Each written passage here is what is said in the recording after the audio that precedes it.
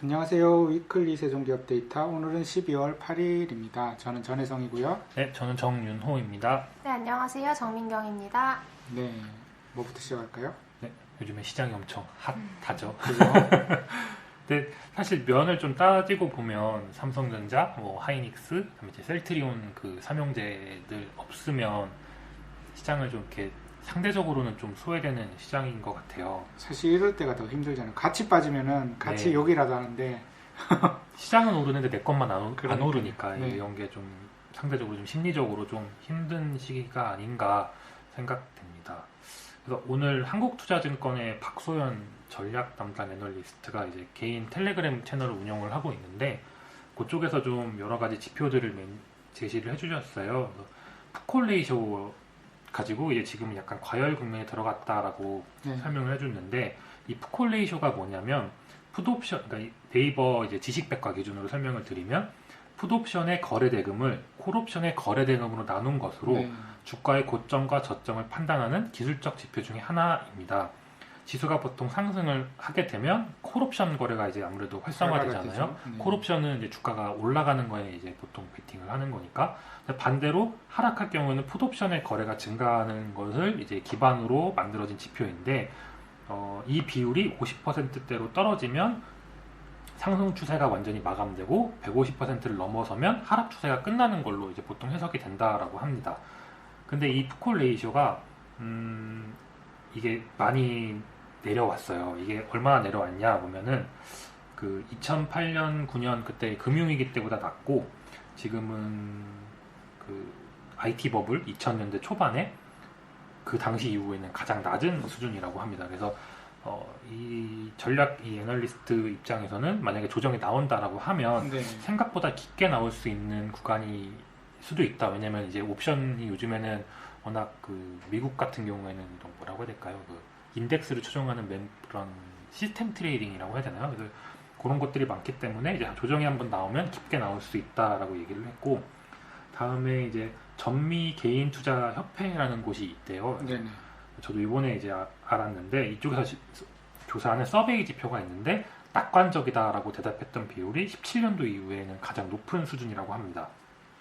반대로 지금은 비관적이다라고 답한 비율은 코로나 사태 발발하기 직전 수준까지 하락을 했고 이게 역사적으로 이제 밴드를 그려보면 가장 낮은 하단 수준에 있다고 합니다. 그러니까 뭐 당장 이 지표만으로 해서 뭐 오늘 당장 내일 뭐 모레 갑자기 속된 말로 지수가 떡나게 나오는 건 아니겠지만 어쨌거나 과열이나 뭐 이런 지표들을 판단하는 뭐 여러 가지 그런 기술적 그런 지표들이 좀 과열을 좀 가리키고 있다라고 하는 거는 좀 조심을 해야 되지 않나 좀 생각을 하고 있습니다. 그래서 그러면 지금 종목을 사지 말아야 되냐 뭐 이렇게 얘기 나올 수 있는데 어찌되었건 그래도 저희는 이익이 그래도 견조하게 증가하는 기업들은 뭐 항상 관심을 좀 가져봐야 되지 않냐라는 생각을 가지고 있습니다. 그래서 소개해드릴 기업은 IS 동서입니다. 네. 그 IS 동서가 이제 과거 이제 부산 용호동 W 프로젝트로 주가가 엄청 올랐고, 그랬었죠. 네. 뭐 사실 진짜 그때 당시에 막대한 이익을 벌어들였었던 기억이 있죠. 그래서 뭐 주가 예전에 차트 돌려보시면 진짜 뭐 쫙 날아갔던 그런 게 있었는데. 네. 근데 이게 19년도에는 실적이 18년 대비 거의 반토막이 났어요. 근데 그 이유가 이제 용호동 프로젝트 그게 마무리가 되면서 뭐 이제 수익성이나 뭐 이런 실적에서 반영될 것들이 없었는데 분기별로 보시면 20년 2분기부터 매출액과 영업이익 모두 지금 빠르게 올라오고 있는데 저희는 한 향후 2, 3년 동안에는 IS 동서가 좀 견조한 실적이 나올 수 있다라고 보고 있습니다.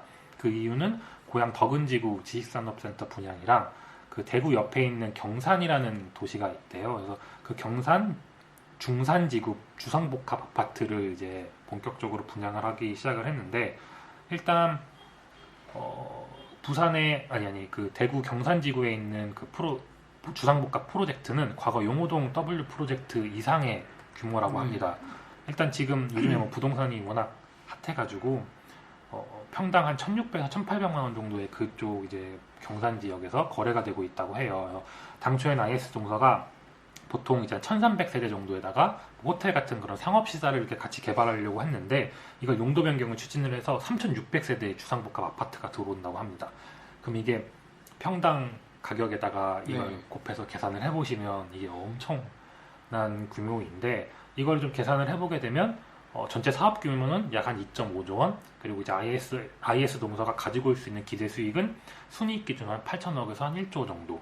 근데 이게 과거 용호동 프로젝트가 분양 규모가 한 1.5조에 네. 순이익이 4천억이 났거든요. 그러면은 이게 단순하게 이익으로만 보면은 거의 더블에 가까운 프로젝트이기 때문에 16년, 17년, 18년도에 이제 매출이 1.7조, 1.8조 이렇게 찍혔고 이익도 이제 연간으로 뭐 3천억대 이렇게 나왔는데 21년, 22년, 23년 이렇게 좋은 흐름이 이어질 수 있지 않을까라고 생각을 해서 말씀을 드렸습니다. 경산 같은 경우가 이제 서울에만 사시는 건 잘 모를 수가 있는데 이제 대구가 제일 땅값 비싼 데가 수성구라는 건 알잖아요, 그죠? 그러니까 수성구에 붙어 있는 곳이에요. 그래서 경상북도지만 어떻게 되면은 판교 같은 데라 그래야 되나? 그러니까 서울의 웬만한 데보다 판교가 더 비싸잖아요. 그렇죠. 그러니까 대구의 웬만한 데보다 경산이 더 좋을 수가 있는 거죠. 거기 또 이제 아파트 주상복합 들어오는데 또 호수가 이렇게 있다고 하더라고요. 그러면은 또 레이크 뷰? 그렇죠. 네, 일단 아파트는 일단 뷰값도 일단 중요하니까. 그래서 이제 이거 이외에도 뭐 그 고향 덕은지구 지식산업센터 분양도 있고, 다음에 이제 그 울산의 덕하지구, 다음에 이제 경주의 뉴센트로 에일리엣들 이런 것들 이제 청약해서 이제 분양이 되고 있는데 아직 이런 것들이 수주장고에 잡히지가 않고 있어요. 근데 만약 이게 잡힌다고라고 한다면 수주장고가 한 5조 원대는 충분히 가능하지 않을까 싶거든요. 이런 것들이 이제 차근차근 매출이나 이익으로 반영이 된다라고 한다면 20년 말고 이제 21년부터는 본격적으로 한 2, 3년 정도는 이익 증가 사이클로 들어갈 수 있지 않을까라고 생각하고 있습니다. 그리고 이제 저희가 저번에 이제 GS건설이랑 이제 대우건설 이런 얘기를 해드렸을 때처럼 이제 해외 플랜트가 없잖아요. IS 동서 같은 경우는. 네네. 그러면 이제 주택만 있으면은 사실 가장 큰 리스크는 미분양인데 지금 미분양이 없죠. 뭐 다들 그쵸. 난리가 났으니까. 그래서 미분양이 없기 때문에 리스크는 어떻게 보면 0이고 거기다가 이 땅들이 수주가 잡히는 거는 사실 일정이 조금 늦춰질 수 있는데 다 자체 사업이에요. 자체 사업이란 말은 땅이 내 거기 때문에 내 땅에 내가 건물을 올리는 거기 때문에 리스크가 없죠. 만약에 도급이거나 도급은 이제 남의 땅을 내가 대신 지어주는 거가 되는 거고 그 다음에 뭐 이런 것들은 이제 내가 원하는 일정을 잡을 수 없지만 사실은 이 회사가 언제 더 수익이 극대화될 수 있느냐를 가지고 전략적인 선택을 하고 있다라고 보면 되죠. 다 자기 땅이니까. 네. 그리고 아까 말씀드렸다시피 프로젝트 규모들이 큰 것들이 다 자체 사업이니까 지금 같은 시국에는 이익률조차도 더 높아질 수 있다. 네. 그래서 이 회사가 매 분기마다 실적 발표를 홈페이지에서 이제 그 남자 과장님이 직접 이제 실적 설명도 네. 해주시고 하고 있으니까 이제 업데이트는 이제 회사 홈페이지 들어가셔서 이제 꾸준히 이제 하시면은 크게 무리 없지 않을까 생각하고 있습니다. IR 자료 보시면 또 이런 프로젝트 진행 일정이나 이런 것들 잘 나와 있으니까 회사 홈페이지 한번 참고해 주시면 좋을 것 같습니다. 그리고 이제 뭐 따박따박 박히고 있는 이제 폐기물 관련 그쪽으로도 회사가 사업을 넓혀가고 있으니까 이런 쪽도 회사가 탄탄하게 가는 데는 되게 도움이 되는 것 네. 같아요. 일단 오늘은 뭐 저는 간단하게 네. 하나 딱 소개드렸습니다. 네, 감사합니다. 네, 저희가 이제 아침마다 뉴스 기사를 좀 스크랩해서 텔레그램에 올려드리고 있는데 오늘 제가 올렸던 기사가 뭐 내일부터 모바일로도 의사진료를 받을 수 있다 이런 기사였어요. 그러니까 네. 코로나 확진자가 크게 늘어나고 이제 코로나 시국이 심각 단계에 들어서면서 이제 의료 체계 어떤 부와 과부하 같은 것들에 대한 우려가 나오다 보니까 모바일로도 의사 진료를 받게끔 하는 그런 개정안을 감염병 예방법 개정안을 오늘 8일 국무회의에 상정한다는 기사를 봤는데요. 뭐 그 뒤로 아직까지는 별다른 뭐 내용은 나오지 않은 것 같은데 한참 동안 이 원격 의료에 대해서 그 얘기가 많이 되긴 했는데 아직 시행이 안 되고 있잖아요. 근데 아마 코로나가 또 하나의 계기가 될 수 있지 않을까라는 그런 좀 인사이트를 얻을 수 있던 기사였던 것 같고, 관련해서 또 저희가 얼마 전에 관련 그 원격 의료와 관련된 기업을 또 정리를 해보았습니다. 그래서 2019년 12월에 코스닥 시장에 상장된 JRK라고 하는 국내 1호 의료 인공지능 상장 기업입니다. 그래서 저도 의료 AI 기업은 이 회사를 통해서 처음 봤는데요. 그 회사가 자체 개발한 시스템에 영상을 찍어서 뭐 일반 개인들이 올리면은 그 AI가 그 사람이 그런 영상 정보를 분석을 해서 진단을 내려주거나 의사랑 연결을 시켜주거나 뭐 이런 시스템 운영을 한다고 합니다. 그래서 이 회사가 개발한 플랫폼이 AI 허브라고 하는 그런 플랫폼인데, 메디컬 AI 플랫폼인데 8종의 의료 영상을 37개의 솔루션으로 분석해서 14개의 신체 부위를 검진할 수 있는 그런 솔루션이라고 합니다. 사실 지금까지 뭐 매출이 의미 있게 나오고 그런 거는 아니고 기술 특례 기업이 아닐까 생각이 됩니다. 네네. 네, 매출 뭐 네. 1억 나오고 네. 적자가 막 30억씩 나고 있으니까. 네, 그래서 뭐 어떤 그런 실적적인 측면보다는 무슨 기업인지에 대한 이해를 높이는 게 먼저일 것 같고요. 뭐 간단하게 예시를 들어드리자면, 뭐 가령 뇌졸중 토탈 솔루션인 유니스트로라는 시스템이 이제 그 안에 들어가 있나 봐요. 이제 그러면은 이 유니스트로가 그 인공지능이 병리 영상을 그 검사를 해서 빠르게 이제 식별하는 이제 그런 시스템이라고 하는데, 사실 저희가 아직 사용해보지 않아서 와닿지는 않지만 네네. 이 시스템을 현재 삼성 서울병원에서는 사용을 하고 있다고 합니다. 그래서 치료 후에 그 3개월까지 재활치료 솔루션을 댁에서 이 AI 솔루션을 통해서 받아볼 수 있는 그런 시스템인 것 같고요. 그 외에 회사가 진단을 하거나 도와줄 수 있는 그런 질병으로는 뭐 전립선 암이라던가 치매, 그다음에 폐 질환, 안과 질환, 유방암 질환 등이 있는 것으로 보입니다. 그래서 전체 37개 솔루션으로 8종의 의료 영상을 분석할 수 있고, 이 회사가 말하기로는 37개 솔루션은 전 세계 최다 보유라고 합니다. 그래서 뭐 이런 부분들이 뭐 여기는 사실 그렇게 접근을 해야 될 것 같아요. PDR이라고 하죠. 그래서 앞으로 시장이 얼마나 커질까에 대한 기대치가 반영될 것 같은데요. 비슷한 사례로 미국에서 관상동맥 인공지능을 만든 하트플로우라는 기업이 보험수가 적용을 받은 뒤에 기업 가치가 1.7조 원대까지 치솟았다고 합니다. 회사도 이제 그런 것들에 대한 기대감을 내비쳤는데, 일단은 우리나라는 아직 원격 진료가 이제 본격화되지 않았어서 조금씩 이제 내용이 나오고 있다 보니까 미리미리 관련 기업을 좀 익혀두시면 좋을 것 같아서 소개를 해드렸습니다. 뭐 그 외에도 뭐 헬로 헬스, 헬로 데이터 뭐 이런 사업들을 영위를 하고 있는데, 아직까지는 매출은 나오지 않고 있지만 시스템은 뭐 많이 개발을 해서 뭐 삼성 서울병원이나 가천대 길병원, 동국대학교 의료원이나 일본 구르메 의과대학병원 등과 이제 같이 임상 같은 것들도 시행을 하고 있는 것으로 보입니다. 신규 상장 기업 원격 의료와 관련해서 하나 소개를 해드렸고요. 또 최근에 봤던 기업 중에 이제 저는 처음 접했던 기업인데 이런 회사도 있었구나라고 이제 이해를 했던 게 SBI 핀테크 솔루션즈입니다. 네네. SBI 저축은행이 우리한테 더 익숙할 것 같은데요. 국제 송금 사업을 하고 있는데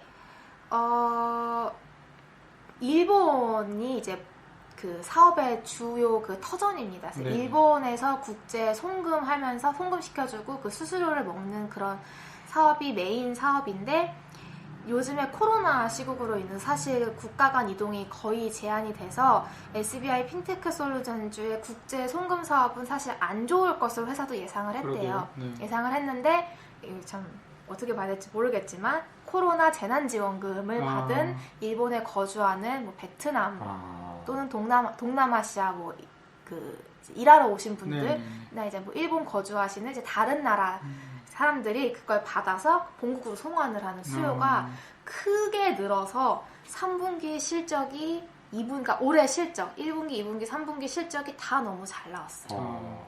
완전 의외네요. 네, 그래서 회사에서도 안 좋게 봤었나 봐요. 왜냐면은 이렇게 왔다 갔다 하는 인구가 많아야 또 일본으로 이제 하는 이제 그런 송금 수요가 늘어야 되는데, 뭐 일본으로 들어오는 외국인도 줄어들고 뭐 관광도 줄고 하니까 당연히 안 좋을 줄 알았는데 재난지원금이 확 풀리고 그거를 이제 본국으로 송금해야겠다. 그러려고 준 재난지원금이 아닐 것 같긴 한데. 네, 그러겠지만 그래서 다른 회사가 이제 같이 이제 그 네. 수혜를 좀 봤던 것 같습니다. 네.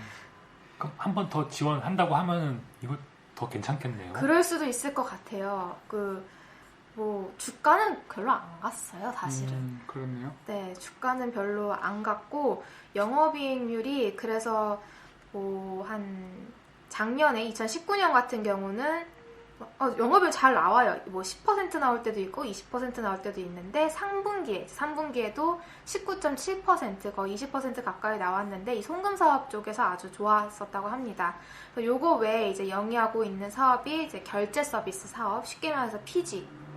네. PG 관련 사업도 영위하고 있고 또 팩터링 사업이라는 것도 이제 준비를 하고 있다고 해요. 그래서 은행권에서의 대출이 좀 어려운 중견기업을 대상으로 매출 채권을 유동화해주는 그래서 네. 애널까지의 실적을 바탕으로 일단 이 회사는 PG 사업을 영위하고 있다 보니까 가맹점들의 그 결제 정보가 데이터가 다 쌓여 있는 거죠. 그래서 그럴 거를 바탕으로 앞으로 향후 애널까지의 실적을 예측을 한 다음에 한 3개월 매출 상당하게 채권을 매입을 하고 그 다음부터 회수는 신용카드 결제분부터 차감하는 식으로 가져간다고 하는데 이 부분은 저도 사실 아직 이해가 완벽히 된 건 아니어서 좀 더 공부를 해야 할 것 같지만 회사가 구상하고 있는 평균 스프레드가 약 5% 정도로 지금 잡고 있다고 합니다. 그래서 아직은 테스트 기간이기 때문에 이제 앞으로 이 사업이 본 사업으로 만약에 자리가 잡는다면 뭐 돈 이렇게 해서 한 5% 마진 먹는 거면은 저는 뭐 괜찮을 것 같습니다. 네이버랑 또 좀 비슷하네요. 네이버도 그 네이버 그 쇼핑 안에 들어와 있는 중소상인들의 그런 매출 데이터를 가지고 이제 대출이나 이런 거를 나가려고 하는 것 같은데 네이버도 한 9%대 금리로 저도 한 봤던 것 같은데 네이버가 정말 좋네요. 막상 말하고 보니까 그런 사업을 영위하고 있어서 지금은 조금 시장에 관심에서 좀 떨어져 있지만 사업 구조를 알고 있으면은 좋을 것 같아 소개를 해드렸습니다. 그리고 이제 마지막으로 말씀드리고 싶은 종목은 BH, PCB, FPCB 팔고 있는 회사인데 제가 HS 코드 이야기를 종종 드리는데요. 이 PCB의 뭐 회사가 정말 다양하게 있지만 그 중에서 BH 같은 경우는 인천 쪽에 위치를 하고 있어서 부평구에 아마 있을 거예요. 그래서 위치하고 있다 보니까 인천 지역에서 수출된 그 인쇄 회로기판의 그 수출 금액이랑 상관관계가 꽤 높은 편입니다. 그렇기 때문에 이제 겸사겸사 소개를 해드리려고 이제 오늘 가지고 왔고요. 일단 2020년 그 수출 금액을 보면은 전체 이제 전국 기준으로 수출 금액은 만약에 월별이 아니 그 당월 기준으로 두 개가 아니라 당월 기준으로 보면 10월에 인천을 먼저 말씀드릴게요. 인천에 먼저 검색을 했는데 10월 인천 지역에서 나간 수출 금액이 23%가 증가했습니다. 그래서 4월, 5월, 6월, 7월, 8월까지는 마이너스, 그러니까 역성장을 했죠. 이게 이제 주요 전방 시장이 스마트폰 시장이 크게 부진했다 보니까 관련해서 코로나 영향으로 인해서 4월부터 7월, 8월까지는 굉장히 안 좋았고요. 특히 6월, 7월은 22% 감소, 30% 감소하는 등 안 좋았지만 9월부터 다시 플러스 34%, 10월에는 플러스 23%로 돌아서면서 하반기에 저는 좀 기대가 되고 있고요. 전국 기준으로 PCB를 보면은 9월에 마찬가지로 17% 증가했고 10월에 4.5% 증가했어요. 그러니까 PCB 업황 전체적으로도 여름 대비 이제 하반기로 갈수록 턴어라운드하는 모습을 보이는데 그 중에서도 저는 BH가 유독 조금 더 강하게 턴어라운드하는 모습을 보이고 있고 실제 회사에서도 그렇게 이야기를 하더라고요. 아이폰 판매가 요즘에 잘 돼서 그럴까요? 네, 아이폰 판매 덕분이고 그다음에 이제 회사의 어떤 기준상 출하되는 시기가 좀 뒤로 딜레이가 됐대요. 코로나 영향으로 뭐 출시가 좀 그렇게 되고 그럴까요? 원래 3분기가 제일 좋아야 하는데 딜레이되다 보니까 4분기가 제일 좋을 것으로 전망을 했고 실제 수출 데이터도 9월부터 조금 턴어라운드해서 10월에 굉장히 잘 나왔기 때문에 어느 정도 회사가 이야기하는 거와 수치적으로 좀 같이 가는 느낌이 들어서 저는 소개를 해드리러 갖고 왔고요. 일단 애플 모델, 이제 애플이 아이폰 4종 신규를 냈는데 아이폰 12, 그다음에 12 미니, 그다음에 맥스, 그다음 프로 모델 총 4종을 출시를 하고 있는데 이제 이 회사 같은 경우는 미니 모델은 회사 기준 1,500만 대, 그 다음에 6.1인치, 그러니까 12랑 12 프로 모델은 약 2,100만 대, 그 다음에 6.7인치 맥스 모델도 2,100만 대를 공급을 하고 5.4인치와 맥스 모델은 삼성 디스플레이가 단독으로 공급을 하지만 중간에 6.1인치 모델 중에서 일반 리지드 패널은 LG 디스플레이가 조금씩 가져간다 합니다. 근데 이제 회사 쪽의 설명에 따르면 LGD가 캐파 문제가 있어서 일부 물량이 삼성으로 넘어왔고 그거를 이제 BH가 담당을 하면서 2021년 1분기 실적까지도 계속 좋을 것이다 라고 전망을 하고 있습니다. 뭐 그 외에 뭐 이야기들도 뭐 전기 자동차용 FPCB 이야기도 나왔는데 일단 본업인 스마트폰 쪽에서 이제 애플이 반응이 좋죠. 그래서 삼성도 LG로 갖고 갔던 물량을 좀 더 가지고 와서 그런 수혜가 좀 있을 것으로 보이고요. 전기차용 배터리에 들어가는 FPCB 같은 경우는 GM향으로 빠르면 올해 12월 아니면 내년 1월에서 2월쯤부터 양산이 시작돼서 실적으로 크게 나타나는 시기는 2분기 정도로 예상이 되고 있고요. 개당 가격도 스마트폰보다 높은 것으로 보입니다. 상당히 높은 것으로 보여서 뭐 요것도 잘 되면은 이제 있던 거에 얹혀지는 거니까 저는 뭐 나쁘지 않은 것 같습니다. 그리고 뭐 아직 이 회사는 요즘 불장이 잘 못 탔어요. 그렇죠.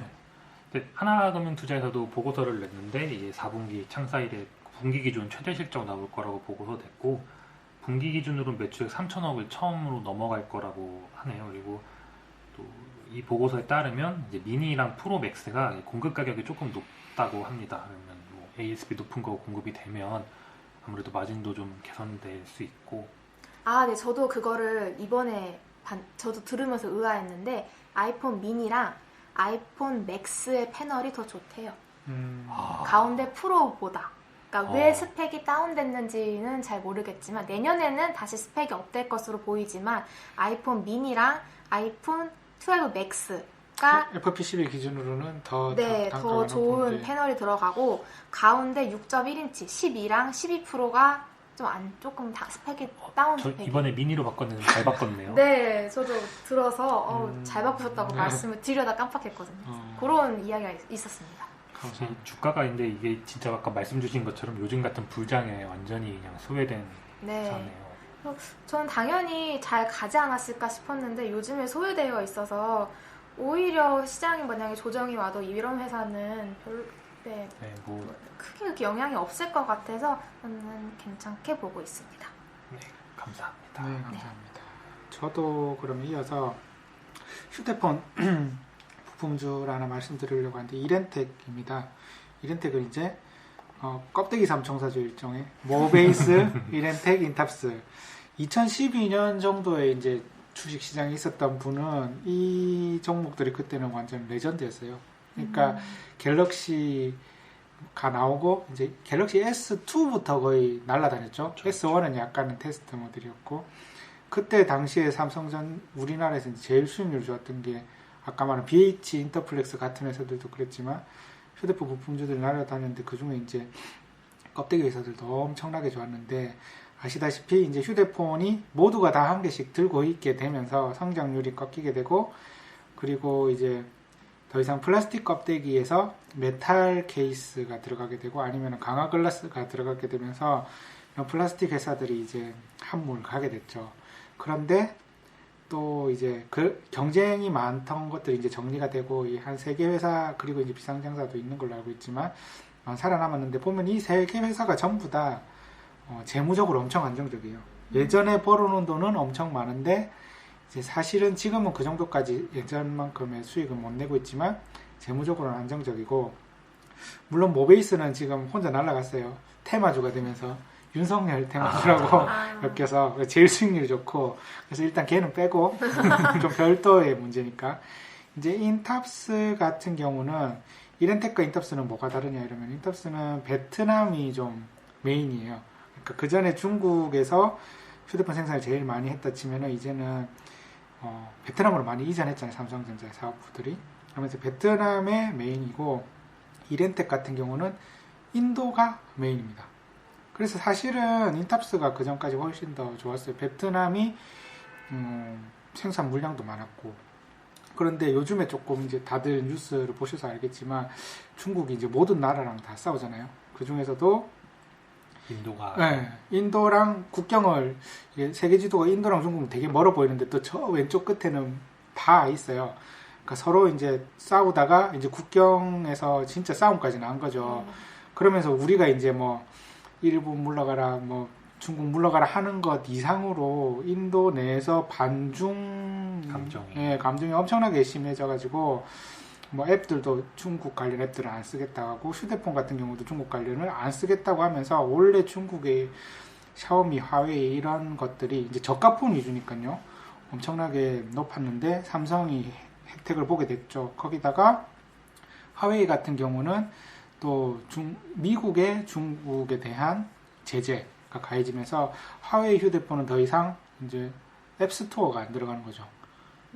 그렇게 되면은 사실 중국 내에서는 어차피 앱스토어가 안 돼도 상관이 없고 뭐 제대로 되지도 않고 어차피 그렇게 해서 상관없는데 글로벌에서 사는 사람들은 앱스토어가 지원이 안 되는 폰을 굳이 저 돈 주고 살 필요가 없게 되면서 확 이렇게 내려앉게 됐는데 그러면서 저가 폰들이 좋아지면서 이렌텍이 지금 좀 좋아졌죠.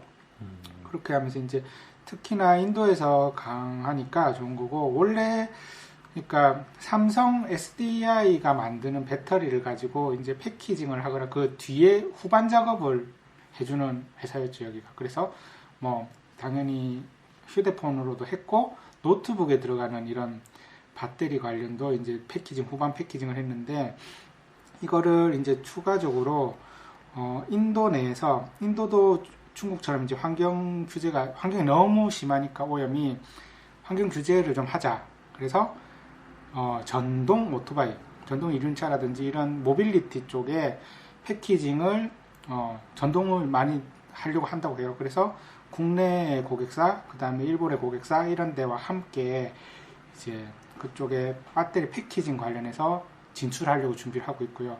그리고 사실 인도가 인건비도 싸고 다 좋지만 인도에 진출하는 것 자체가 너무 힘들다 그래요. 이게 여기뿐만이 아니라 포스코에서도 똑같은 얘기를 들었는데 포스코도 인도에 지금 사업장이 철수를 했나 모르겠는데 제철소를 만들기 위해서 들어갔는데 딴 나라 같으면 다 감사합니다 하잖아요. 자기 나라에 제철소를 만든다고 하면은 인도는 민주주의가 너무 발달해져 있어서 이렇게 이제 정부에서는 오케이 합의가 되고 오케이가 됐는데도 그 주에서 안 된다고 할 수도 있고 그 밑에 단위는 잘 모르겠는데 그런 데서 민원이 엄청 심하다 그래요. 그래서 그 허가는 받았는데 제대로 못 굴리면서 그게 한참 됐던 기억이 있는데 그러니까 인탑스 지금 이제 이렌텍이 인도가 좋아진다고 하더라도 다른 회사도 이제 추가로 들어온다고 해요.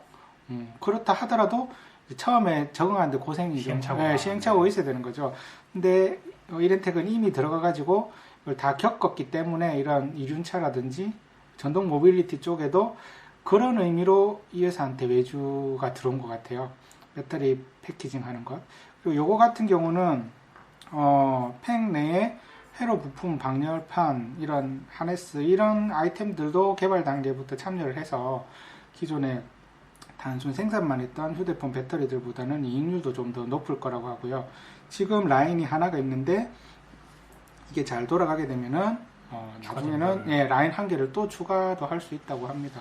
그러니까 이제 휴대폰 케이스 쪽은 이제 인도가 좋고 거기다가 이제 저가폰 쪽이 시장이 더 커지고 고가폰은 이제 시장이 약간 정체기가 들어왔으니까 그런 부분에서 좋고 그 다음에 향후 성장 동력이라든지 멀티플 개선 요소로는 이런 모빌리티 쪽이 있고 이런 것들이 합쳐지면서 그리고 재무적으로도 나쁘지 않고 이런 것들이 합쳐지면서 회사가 지금 상황이 나쁘지 않은 것 같아요. 그리고 베트남도 없는 게 아니고 이 회사도 베트남에서 하노이에도 있고 호치민에도 있고 있는데 하노이에서는 삼성전자 휴대폰 배터리 백을 하고 있고 호치민에서는 TV 세탁고 냉장기 등의 사출물도 대응하고 있고요. 그러니까 삼성에서 하기 싫은 돈이 많이 안 되는 부분들을 받아가지고 하고 있는 거죠. 그리고 SDI에서 전동 공구라든지 우리 드릴 같은 거 있잖아요. 노트북 배터리 백 이런 것들이 SDI 할 일이 많잖아요. 이제 전기차 해야죠. 더 돈이 많이 나고 바쁘니까 이제 형님들한테 이런 걸 이관을 받아서 이제 회사가 점점 늘어나고 있다고 합니다. 이런 것들이 이제 금형이나 사출 그리고 아까 FPCB 같은 그런 FPCB까지는 아니지만 회로를 만들고 이런 데 장점이 있어서 이런 것들이 회사의 기술력으로 해서 하고 있고 회사가 또 아이템이 되게 많아요. 그거 말고도 이제 담배 그러니까 우리 KT&G의 릴 다음 모델은 이제 우리가 휴대폰이 무선 충전을 하면 열이 막 발생을 하잖아요. 그러니까 이거를 착안해 가지고 이제 전자담배인데 예전에는 바늘이 있었거든요. 보면은 바늘 자체가 뜨거워져서 쪄서 이게 연기가 나는 식이었는데 그게 아니라 무선 충전 코일에서 열이 발생하는 거랑 비슷한 방식으로 해서 담배 자체를 쪄서 하는 방식이 다음 KT&G의 다음 모델 전자담배 쪽을 얘들 이제 수주를 해서 거기서도 물량이 나오고요. 그 다음에 기존에 했던 ESS 이런 것도 삼성이랑 했던 게 있는데 이런 것도 아이템이 있고 그래서 다양하게 있는데 이런 것들이 서로 다들 나쁘지 않은 상황인 것 같아요. 그리고 사장님이 이제 이세경영으로 들어갔죠. 그렇게 되면서 신사업들을 좀 더 공격적으로 하시는 것 같고 이런 회사들이 가장 큰 단점이 이제 현금을 쥐고만 있으면 문제가 되는데 갑자기 이상한 바이오 회사나 이런 걸 안 하고 그렇게 자기가 잘 하던 부분에서 한 개씩 하는 건 되게 좋은 상황인 것 같아요. 그래서 이런 껍데기 회사들 3총사 중에서 이렌텍이 최근에 주가도 그만큼 좀 화답을 했지만 한번 볼 필요가 있는 것 같아서 오늘 공유를 드렸습니다. 네, 하나만 더 추가로 말씀을 드리면 인도는 스마트폰 보급률이 아직 60%밖에 안 된다고 해요. 네. 저도 깜짝 놀랐습니다. 그 네. 보고서 읽고. 저희는 거의 100%라고 봐도 무방하죠. 웬만하면 다 스마트폰 들고 있는데 아직도 그러면 40%라는 그런 스마트폰 교체 수요라고 신규 수요라고 해야 되나요?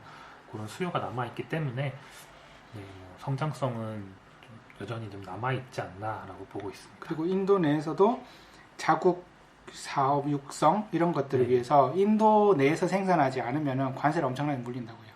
그러면은 삼성전자가 인도에서 팔 거는 당연히 인도에서 생산해야 되기 때문에 그런 밸류 체인들도 같이 인도에 있는 회사들이 유리하게 되면서 제일 처음에 인도를 갔을 때는 약간 고생을 했는데 처음에 적자나고 엄청 심했다고 해요. 근데 고생했던 것들이 이제 와서는 효자가 된 것 같아요. 그래서 저희는 이제 이럴 때 따먹을 수 있는 회사가 이런 회사가 아닌가 해서 한번 공유를 드려봤습니다. 또 이제 인도 정부도 중국이랑 베트남에서 이제 어떻게 이렇게 기업들을 유치를 해서 이제 나라가 발전됐던 그런 모델들을 봐왔기 때문에 아마 비슷한 전략을 좀 인도 정부 입장에서도 좀 세우지 않을까 생각합니다. 네, 그럼 저는 여기까지 하도록 하겠습니다. 네, 또 코로나 확진자가 점점 늘어나는데 모두들 건강히 유의하시기 바랍니다. 저희도 녹음도 그래서 이제 예전만큼 활발하게 좀 못하는 이유 중에 저희도 조금 조심하다 보니까 양해 부탁드리겠습니다. 네, 감사합니다. 감사합니다. 감사합니다. 본 방송은 개인적인 의견이며 최종 투자 결정과 책임은 본인에게 있습니다. 참고 자료로만 활용하시기 바랍니다.